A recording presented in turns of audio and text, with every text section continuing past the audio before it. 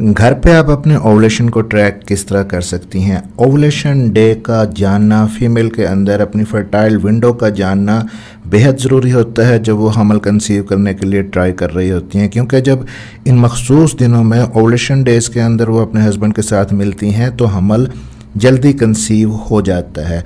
अब घर पे कैसे ओवुलेशन आपने ट्रैक करना है। अब यहाँ पे दो किस्म की ख़वातीन हो सकती हैं। एक तो वो जिनके पीरियड्स इर्रेगुलर होते हैं, यानी उनको पता नहीं होता कि उनके पीरियड्स कब आएंगे, कभी 28 दिन के बाद आए, कभी 35 दिन के बाद आए, कभी 40 दिन के बाद आए, या कभी महीने के अंदर 2 बार पीरियड्स आ गए। और दूसरी ख़वातीन वो हैं जिनके पीरियड्स बिल्कुल रेगुलर होते हैं, हर 28 या 30 दिन के बाद उनको पीरियड्स आ जाते हैं।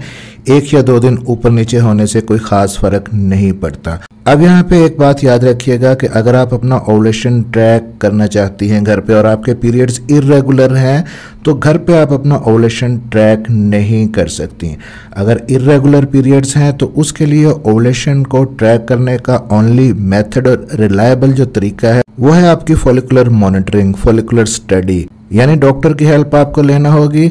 आपको अपना अल्ट्रासाउंड, TVS अल्ट्रासाउंड करवाना होता है अपने साइकिल के 11वें से 14वें दिन के दरमियान, जब आपको डॉक्टर बुलाते हैं और पता चल जाता है कि आपके अंदर फॉलिकल बन रहे हैं, ओवुलेशन होगी या नहीं होगी। अब चूंकि हम बात कर रहे हैं घर पे ओवुलेशन ट्रैक करने की, अब ऐसी ख़वातीन जिनके पीरियड्स रेगुलर हैं उनके लिए ओवुलेशन को ट्रैक करने का घर पे पहला मेथड है LH किट्स, या जिनको ओवुलेशन किट्स भी कहते हैं। आप अपने साइकिल के डे 10 से लेकर डे 16 तक डेली बेसिस पे अपना टेस्ट कर सकती हैं। प्रेगनेंसी किट्स की तरह ये होती हैं LH किट्स, और अच्छे ब्रांड की LH किट्स आपने लेनी है। और जिस दिन आपको LH किट या ओवुलेशन किट के अंदर 2 लाइंस नज़र आएँ तो इसका ये मतलब नहीं कि अभी ओवुलेशन फ़ौरन से हो गई है। 24 से लेकर 30 घंटे का टाइम होता है 2 डार्क लाइन बनने के बाद, कि अगले 24 से 30 घंटे के दरमियान आपकी ओवुलेशन मोस्ट प्रोबेबली हो सकती है। तो इस दौरान में आप अपने हस्बैंड के साथ रिलेशन बना सकती हैं।